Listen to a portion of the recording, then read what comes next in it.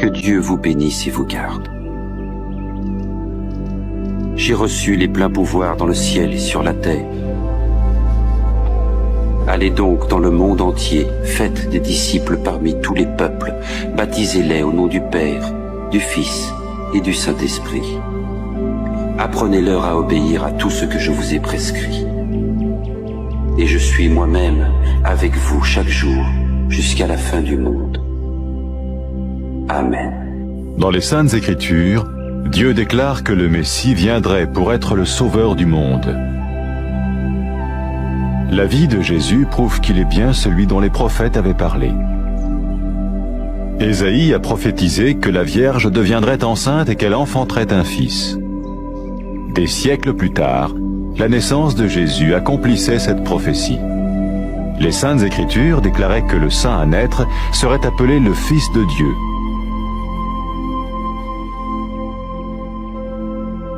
Nous le voyons par sa manière de vivre. Il a guéri des malades, il a pardonné leurs péchés, les a ramenés à Dieu et leur a promis une place dans le royaume éternel de Dieu. Il s'est offert lui-même en sacrifice pour le péché à leur place.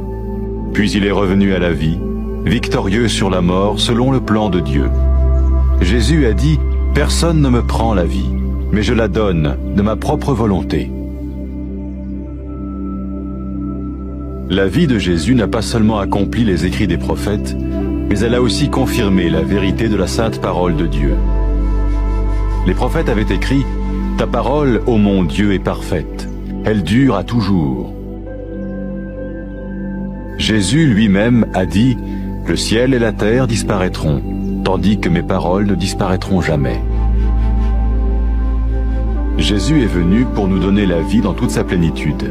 Sa vie, sa mort et sa résurrection restaurent la relation entre Dieu et tous ceux qui mettent leur confiance en lui. Maintenant, non seulement Jésus pardonne les péchés de ceux qui le suivent, mais il les sauve aussi du jugement éternel de Dieu. Ils sont sûrs d'aller au paradis et de vivre avec lui pour toujours.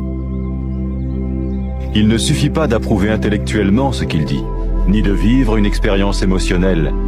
Nous le recevons par grâce, au moyen de la foi, par un acte de notre volonté.